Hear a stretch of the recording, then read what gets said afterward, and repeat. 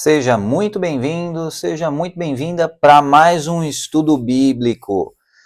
Achou que não ia ter mais estudo bíblico, né? Mas vai sim. Por quê? Porque, primeiro, é importante. Segundo, tem um monte de pérolas, tem um monte de conteúdo secreto que não foi decifrado ainda na Bíblia até hoje, milhares de anos depois que esse conteúdo foi colocado.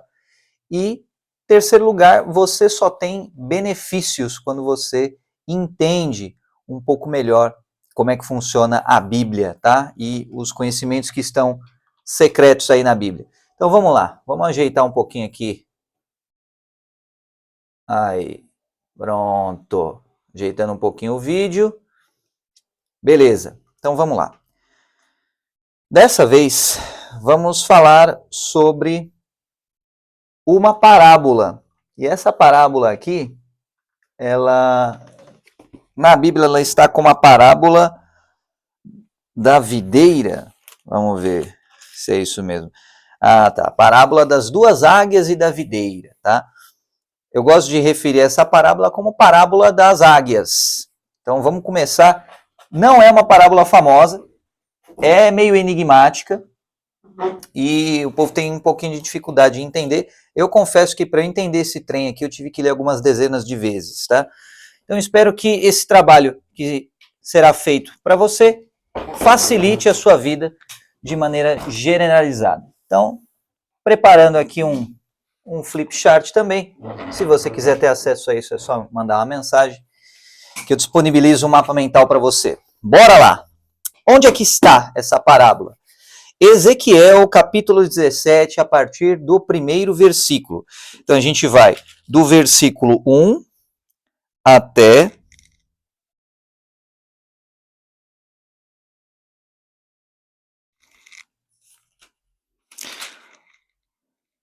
até o final, né? Então, praticamente capítulo 17 inteiro. Vamos começar do começo e eu já te adianto, você não vai entender 100% essa parábola se você ler apenas em português, tá? É importante mencionar isso. Pô, Carbone, mas e quem não pode ler em outras línguas? Aí assiste esses estudos bíblicos para decifrar melhor. Vamos lá. Então, Ezequiel é um profeta.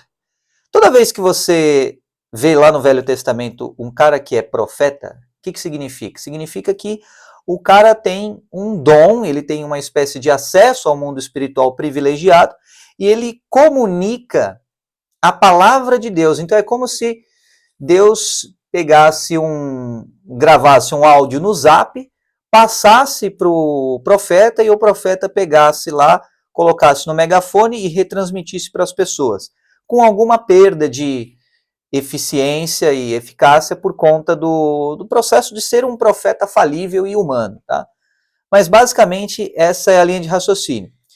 Vamos ver aqui se esse trenzinho está funcionando, porque já aconteceu de eu gravar e o som não sair. Vamos lá. E veio a minha palavra do Senhor dizendo: Filho do homem, propõe uma parábola e usa de uma comparação para com a casa de Israel. Beleza, já temos o primeiro pano de fundo aqui, ó.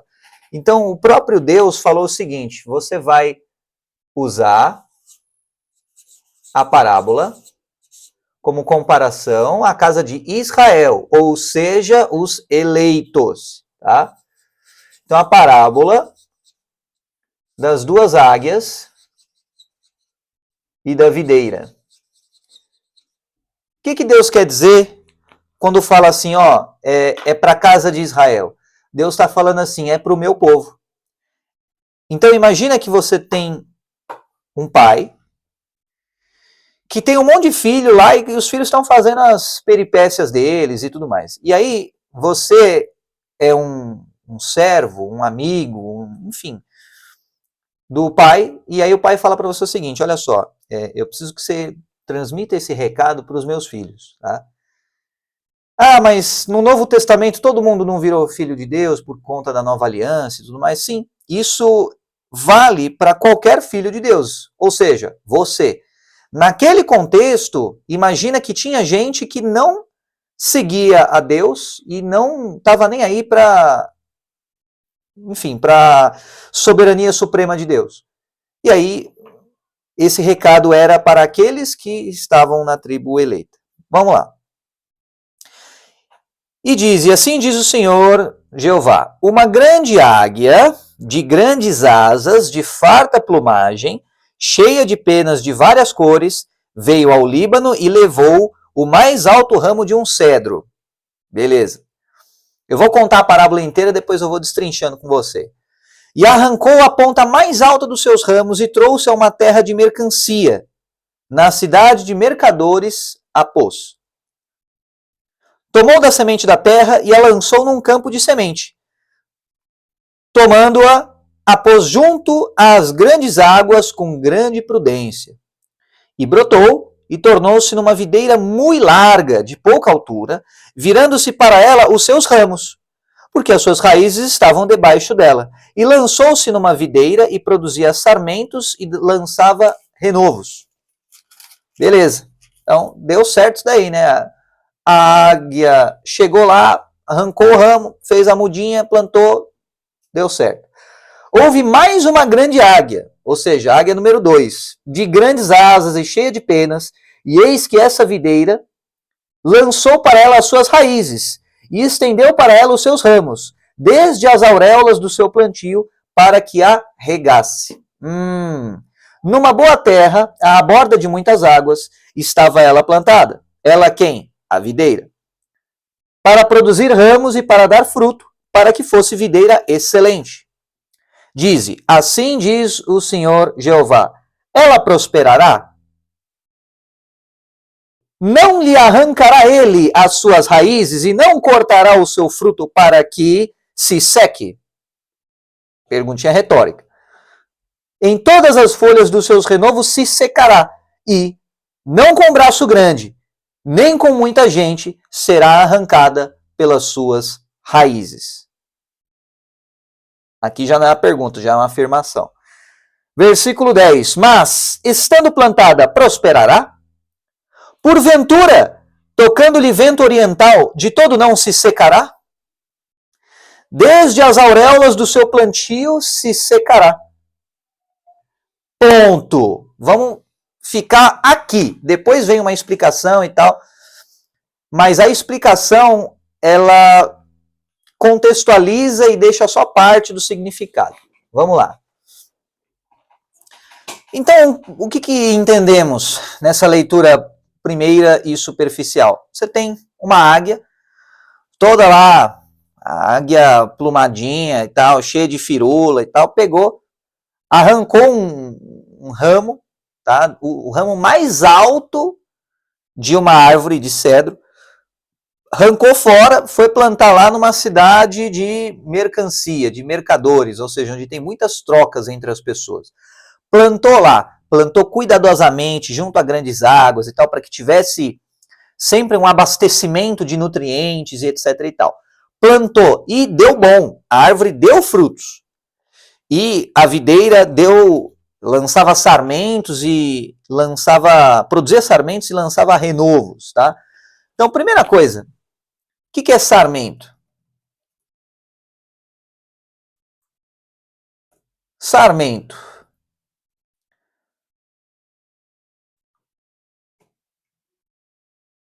Significado bíblico. O rebento, ou seja, rebento é o fruto anual da vide e de outras plantas, tá? Só para você saber. Então, quando tiver alguma dúvida, joga lá no Google ou no dicionário e se vira. O que é sarmento? Sarmento é o fruto da árvore, especificamente da vide, ou seja, da videira. Videira é um termo meio X que é utilizado para simbolizar apenas uma árvore que dá frutos, beleza? E lançava renovos, ou seja, produzia sarmento e lançava renovo. O que é renovo? Renovo tem a ver com, se você lançar aqui, vamos lá. Normalmente, a palavra renovo nos refere a algo que se fez novo, tá? Ou seja, transformar em novo. E aí, você também tem em Jeremias 33:15, Naqueles dias e naquele tempo farei brotar a Davi um renovo de justiça, e ele fará juízo e justiça na terra. Tá? Então, renovo tem uma conotação que lembra muito mais a nova aliança com Jesus Cristo. Por exemplo, vou enviar o meu servo renovo, Zacarias, capítulo 3, versículo 8. Isaías, capítulo 11, versículo 1. Um ramo brotará do tronco de Jessé e um renovo crescerá das suas raízes. Tá?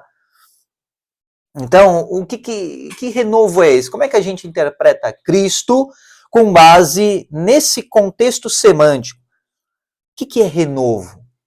Renovo é uma nova aliança que não veio para anular a velha aliança, mas sim para estender essa aliança para todo mundo. A nova aliança, ela não se trata da lei mosaica, mas se trata da graça de Deus. E basicamente ela é personificada e sintetizada pela obra de Jesus Cristo. Então, aí, voltando aqui à parábola, essa videira lançava renovos, no plural. Pô, que ótimo então, né? Mas aí o que aconteceu? Chegou a segunda águia. Aí começou a embaçar o rolê. Porque a segunda águia, ela também tinha grandes asas e também era cheia de penas. Só que se você prestar atenção de forma bem meticulosa, você vai ver que a primeira águia, ela tinha farta plumagem e cheia de penas de várias cores. A segunda águia, ela estava cheia de penas e acabou, não tinha muitas cores nas suas penas.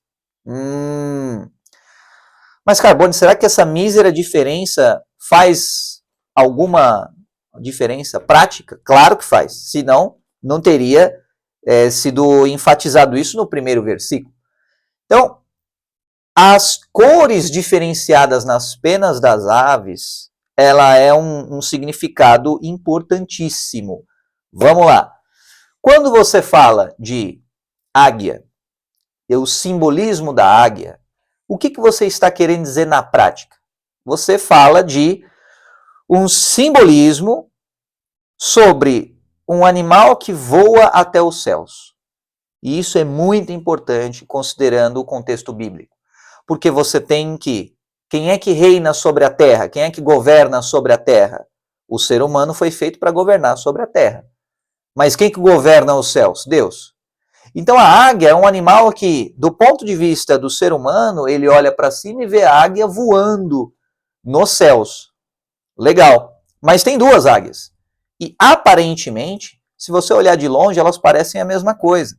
E de longe não dá para você discernir as cores. Mas quando ela se aproxima, você vê a diferença na hora entre a primeira e a segunda águia. A primeira, ela tem muitas cores na plumagem. De certo modo, isso significa que ela contempla mais detalhes e é mais cuidadosa no seu posicionamento, na criação de maneira geral. Já a segunda águia, embora ela tenha muitas penas, ela não tem muitas cores. O que isso significa? Que graça tem uma águia que ela é monocromática? Que graça tem uma águia que tem muitas penas de uma mesma cor, quando comparada a uma águia que tem muitas penas de muitas cores diferentes? Essa abrangência máxima de cores, ela é uma alusão à abrangência máxima de Deus em relação aos seus filhos. Existe um processo, existe uma abrangência suprema de Deus em relação à própria criação. Quando comparado à abrangência de quem? Quem que seria essa segunda águia? Aquilo que parece, mas não é. E esse é o primeiro detalhe, tá? Então, a constituição da primeira águia versus a constituição da segunda águia. Primeiro detalhe. A primeira águia, digamos assim, se você for pensar num governante em seu povo, a primeira águia, ela gosta de todos os povos, de todas as cores, todas as etnias, todas as diversidades. Ela tem todas as cores das penas em si. E quando você compara isso numa hierarquia espiritual, isso é Cristo, isso é Jesus. Jesus, sinceramente, não faz diferença para Jesus a cor que você tem, não faz diferença para Jesus a minoria que você faz parte, não faz diferença, ele vai te amar da mesma forma. Então, presta atenção que isso aqui é profundo, velho. Não faz diferença para Jesus quem você é. Ele vai te amar incondicionalmente da mesma maneira e vai plantar você num lugar que vai ter as águas necessárias para você prosperar e você vai prosperar. Presta atenção que depois Deus pergunta e faz uma pergunta retórica com uma resposta negativa. Mas a segunda águia, o que a planta fez para a segunda águia? A planta abriu as raízes. Para não falar abrir as pernas, abriu as raízes. Para a segunda águia. Para a primeira, ela não fez isso. Presta atenção. Por que a planta não virou as raízes para a primeira águia? Porque, olha só, as raízes estavam tão profundas porque era um cedro. A primeira águia, ela arrancou fora o cedro, o ramo do cedro. Então, cortou um toco de um galho da árvore, beleza? Então não tinha raiz ainda nesse galho.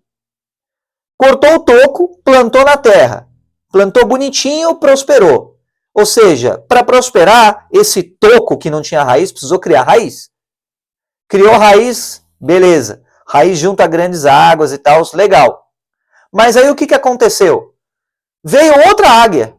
E aí, por alguma razão, esse toco com raízes, as raízes viraram para a águia.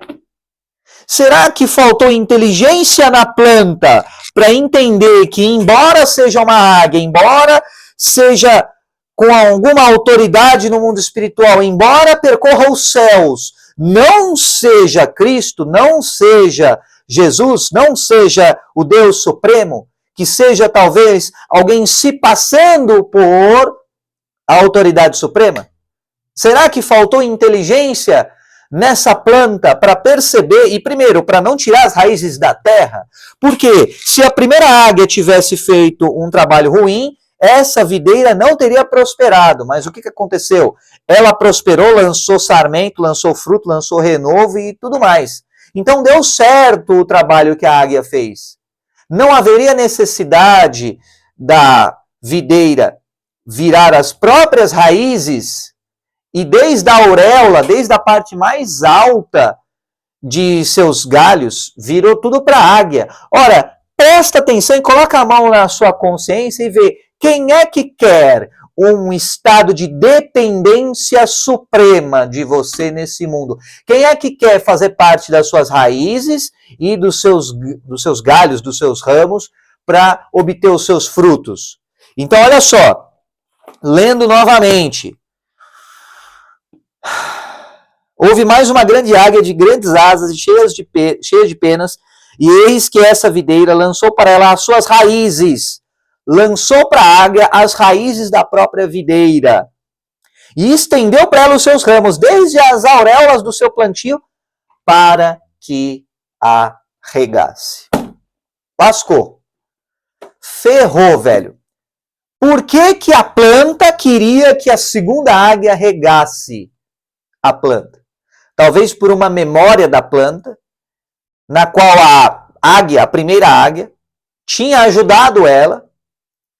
Então, legal, houve essa memória genética na planta. E aí, esse é o óbvio simbolismo de videira nesse sentido. Estamos falando de não uma planta, mas uma descendência genética. Por isso que Deus falou assim, ó, é para Israel a parábola, entende? Então, o que você entende com base nisso? Israel é uma descendência genética, ou seja, uma tribo que foi colocada na terra de mercancia. Quando você vai ver isso daqui no hebraico, você vê que esse terra de mercancia é Canaã.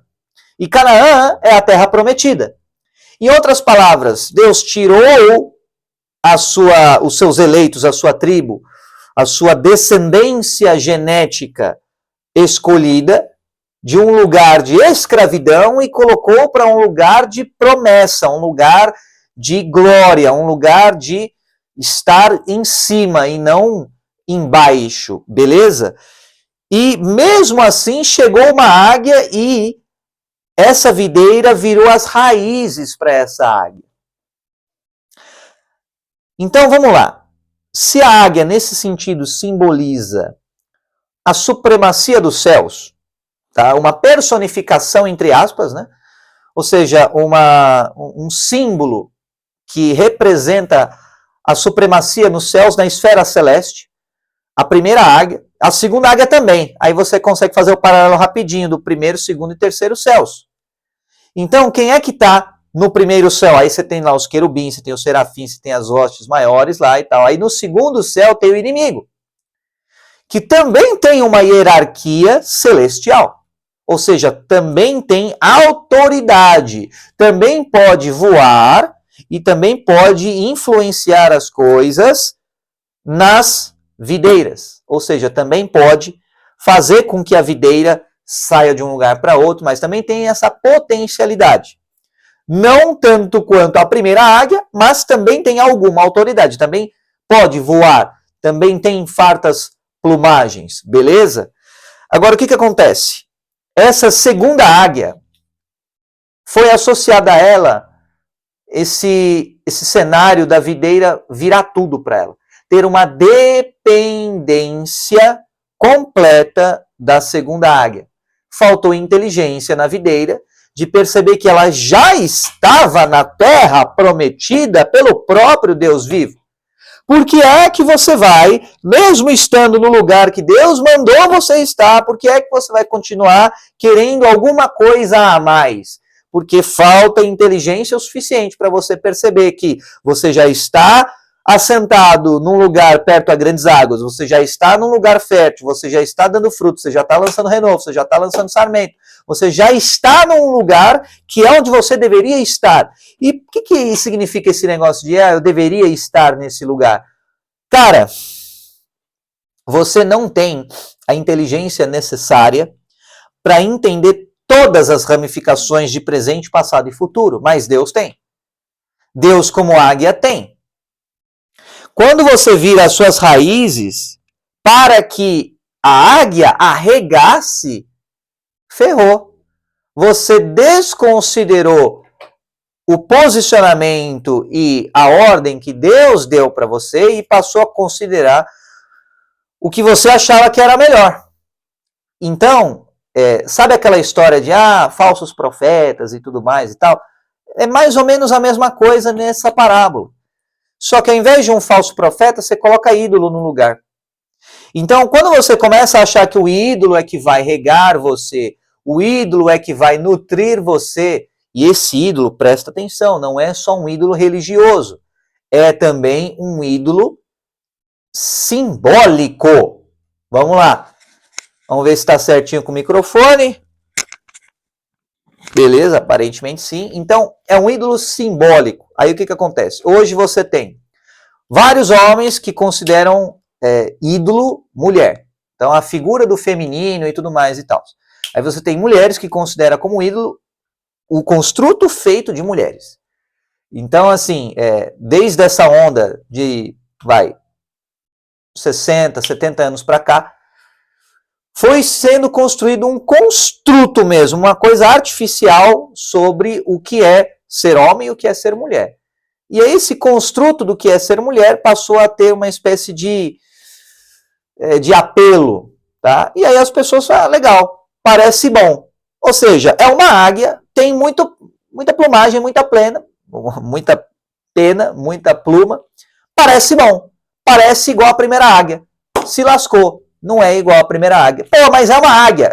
Problema seu, não soube discernir, entendeu? Então, aí aqui, ó, assim diz o Senhor Jeová. Então é Deus que está falando, tá? Deus em pessoa que fez essas seguintes perguntas. Ela prosperará? Depois desse segundo cenário da videira e tal, que confundiu as águias, aí Deus está perguntando, essa videira vai prosperar? Não lhe arrancará ele as suas raízes? Bom, vamos lá. Versículo 9. Versículo 9. Aí arrancará ele as suas raízes. Ele quem? Né? Vamos ver aqui em... então. Não é ele que está falando. Então aqui, quando você lê em hebraico, né? Então, o hebraico não está assim tão... Minha pronúncia de hebraico não está tão boa, mas você tem... Halo Yenatek Yekouses Pirá. Ueyabes, alguma coisa assim, tá? Ou seja, não será a videira arrancada e tirada de seus frutos para que ela morra. Olha só, sujeito ativo versus sujeito passivo, já muda completamente o significado do rolê. Então não é assim, não lhe arrancará ele as suas raízes, não é isso. Não serão as raízes arrancadas, e não serão todos os frutos tomados para que a videira seque. Esse é o contexto em hebraico. Ou seja, está falando o quê? Olha só, essa segunda águia, ela parece boa, mas ela vai te deixar, vai sugar toda a sua energia, vai tirar suas raízes, não vai regar você, e aí você vai morrer à míngua, tá? Então, em seguida, está falando assim, né, toda a sua folhagem vai secar. Tá? Onde é que você está vendo a Bíblia em hebraico? BibleHub.com, tá? B-I-B-L-E, enfim, Bible, Bíblia em inglês, HUB.com, e aí você pesquisa lá, no caso Ezequiel, capítulo 17, versículo 9, ou seja, BibleHub.com/Ezequiel, E-Z-E-K-I-E-L, porque está em inglês, /17-9. Então, assim, .html. Então, Deus está falando assim, toda a sua folhagem vai secar e morrer. E não vai precisar de um braço muito forte ou de muitas pessoas para puxá-la das suas raízes. Agora faz sentido, porque quando você secou nas suas raízes, quando você passou a dar crédito à falsa águia, quando você passou a idolatrar, você vai perder força vital. Aí não vai precisar ser uma pessoa muito forte para te arrancar das suas raízes. Você já viu uma planta seca? Você não precisa de força para arrancar ela da terra. Mas por que a planta seca? Porque as raízes dela não estão orientadas no sentido certo. Então, olha só. Aí, versículo 10. Mesmo se transplantada, e não é plantada, aqui em português está plantada, mas em hebraico esse salutar aqui é transplantado, ou seja, você pegou a muda da planta e plantou em outro lugar, você transplantou. Mesmo que transplantada, por acaso ela vai para frente, ela vai florescer, não irá ela completamente secar e morrer quando o vento do leste atacar? E aí esse vento do leste tem a ver com outros possíveis povos, com outros dominadores. Considere como aquela contingência normal, sabe aquela coisa assim de você ter a sua reserva de emergência? Sabe essa ideia de você se precaver contra possíveis imprevistos? É a mesma ideia, só que aqui no caso está sendo falado como vento do leste, ou seja, vai vir algum imprevisto, alguma coisa ruim.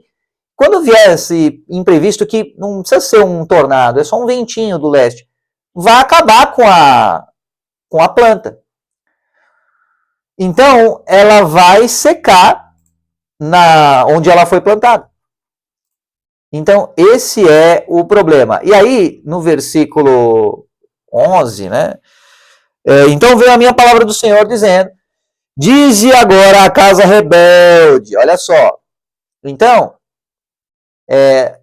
de fato, aqui a tradução parece ser coerente, então fale com a casa rebelde.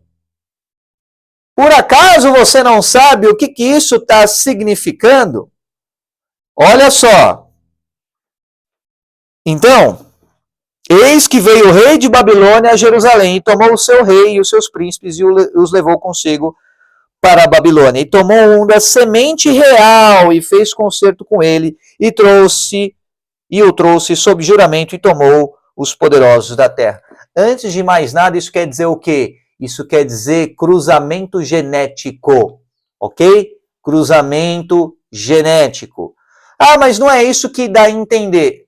Então você interpreta do jeito que você quiser. Eu estou falando a interpretação desse vídeo. Não gostou? Tchau, cai fora do vídeo. Isso tem a ver com o quê? Cruzamento genético. Olha só, tomou um da semente real. Então o tempo todo estamos falando sobre linhagens genéticas. A tribo eleita, a casa de Israel, e a tribo que é considerada como sendo rebelde, tá? Então, Ezequiel, se eu não me engano, está à frente de Jeremias. Jeremias já desceu o cacete na tribo de Israel, chamando, através de Deus, né? Ou seja, Deus falou através de Jeremias, aí fica na conta de Deus, chamando a casa de Israel de prostituta, com esse termo. Ou seja, Deus está putaço com Israel, porque Israel não está se comportando de maneira adequada, considerando tudo que Deus fez por Israel. Aí tem mais uma parábola explicando o que acontece. Por que será que a videira, ou seja, a tribo eleita, se definhou ou está em vias de se definhar? Porque, em primeiro lugar, confundiu as águias, para começar. Segundo lugar, não soube discernir uma outra águia que apareceu do lugar e da palavra que Deus já tinha falado através da primeira águia. Já plantou na terra prometida, já plantou em Canaã. Entendeu? Então, para que sair de lá, se já era o lugar prometido? Para que ficar fazendo idolatria, prostituição e tudo mais? Entendeu? Para que ficar, no contexto bíblico, cruzando a semente? E nesse sentido histórico, cruzar a semente não é simplesmente fazer sexo, mas é também você absorver os costumes de outros povos. E aí você vai falar assim, pô, mas não é para ser inclusivo? O que acontece? Você tem costumes que estão baseados na verdade e costumes que estão baseados na mentira. Vamos pegar o contexto do mundo de hoje para contextualizar? Vamos lá. Você tem hoje narrativas. Ao invés de costumes, está tão globalizado o mundo que os costumes ficam um pouquinho mais de segundo plano, secundários, e temos hoje narrativas. Então você tem narrativas que parecem boas. Será que elas realmente são? Como é que a gente vai saber se são ou não? Se sobreviver ao teste do tempo. Então você tem uma narrativa que fala assim, cara, o bagulho é se empoderar, ser individualista e pensar só em você, o orgulho é muito legal, aí você tem que ainda falar assim, nossa, eu me orgulho muito disso. Isso, teoricamente, é para ser considerado uma coisa louvável. O orgulho é uma coisa muito louvável para você ter no mundo de hoje, isso é que é o legal. Isso é tipo o quê? A segunda águia falando, velho. Que tá definhando as pessoas. Aí, por que você tem tanta gente que se suicida? Por que você tem tanta gente que tira a própria vida? Entende? Por quê? Porque as pessoas estão ficando à míngua. Então não é uma sociedade que está florescendo, que está prosperando. É uma sociedade que está definhando. E aí, se vai definhar, automaticamente vai cortar a relação com a fonte da vida. E essa fonte da vida é justamente Deus, é o renovo, é justamente Jesus. Beleza, cortou o vínculo com a fonte da vida, começa a definhar. Aí, a segunda águia, no contexto aqui da parábola, ainda pega os frutos da videira e depois todas as folhagens morrem à míngua. É isso que acontece quando você começa primeiro, você não tem discernimento. Aí você fala assim, mas e a diversidade? Você pode ter a diversidade que for, desde que você esteja baseado na verdade. Então sabe aquela história, vamos lá, uma fala muito comum, né, é que o amor é mais importante do que tudo. Isso é verdade? No contexto que é falado, é uma meia-verdade. De forma absoluta, se você bater o olho, o amor vence no final.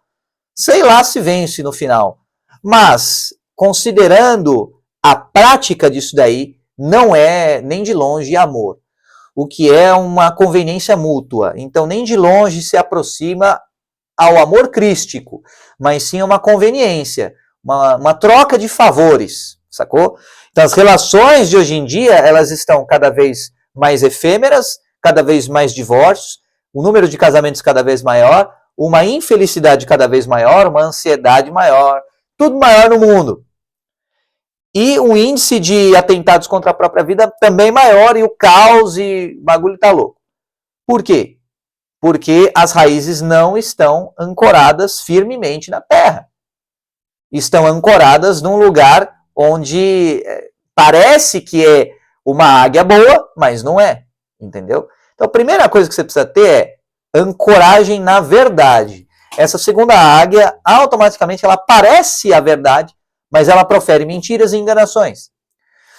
Então, o mais importante conceito que você precisa ter na tua cabeça é, você precisa estar escorado pela verdade. E a verdade vai libertar você, depois que você conhecer. Mas antes, ela vai te deixar puto por você ter acreditado em tanto tempo nas mentiras que essas narrativas tentaram te convencer. Beleza? Então, primeira coisa, discernimento. Primeira coisa, discernimento. Discirna entre as aves, entre as águias. Primeira coisa. Segunda coisa, tenha inteligência para você saber onde você está plantado. E se você está perto de grandes águas. Se você está dando frutos, se você está lançando renovos. Tenha inteligência e, mais aprofundadamente falando, inteligência situacional. O que é isso? É inteligência da situação. É você saber assessorar a situação, analisar o que está acontecendo e ver se está em congruência com o que precisa estar acontecendo. Discernimento, inteligência situacional. Terceiro ponto, não vire as suas raízes para uma águia. Nem a árvore de cedro virou, nem a segunda plantinha já muda deveria ter virado. Então, você buscou uma água, parábola da mulher samaritana, ela buscou ser regada. Cara, você devia orientar suas raízes para as águas e não para a águia, entendeu? A águia, nesse sentido, está muito mais para um mensageiro de Deus, um enviado de Deus, do que qualquer outra coisa. Então, as raízes, você precisa saber onde orientar as suas raízes. Você precisa saber onde firmar as suas raízes. Terceiro ponto. Quarto ponto. Não vire as suas raízes para fora da terra. Não espere que um mensageiro regue as suas raízes. Você tem que estar ancorado junto a grandes águas, junto a um manancial. E esse manancial é obra de Deus. Lembra que Deus fez os céus e a terra? Deus fez essa água que você está chupiscando aí para se manter. Deus criou isso. Entende? Então, não confunda a mensagem com o mensageiro.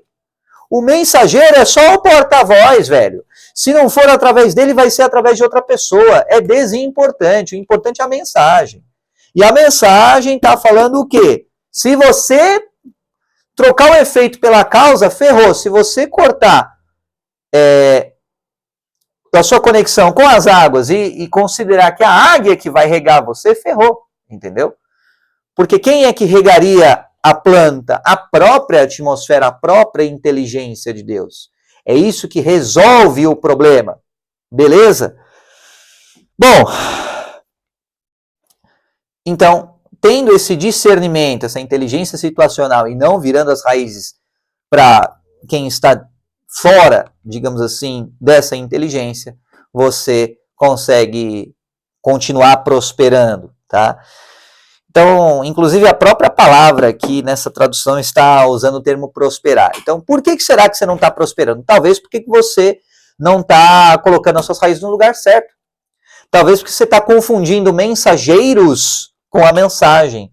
Talvez porque você está deixando de fazer o que você deveria estar fazendo.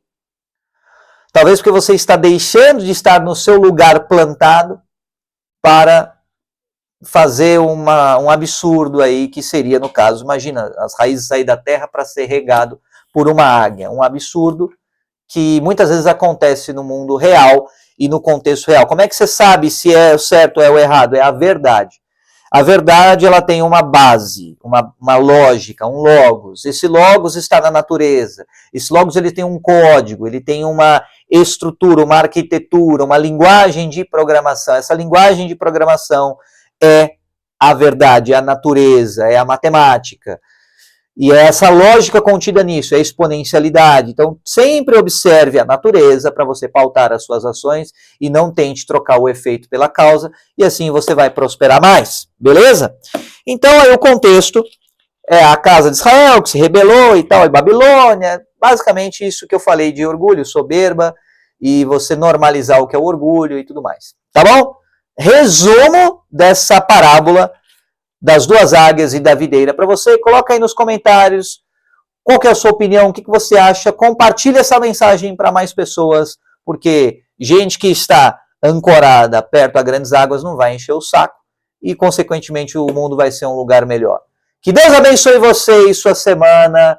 Tenha proteção, tenha o renovo e tenha as águas que você precisa para você prosperar. Um forte abraço e até a próxima.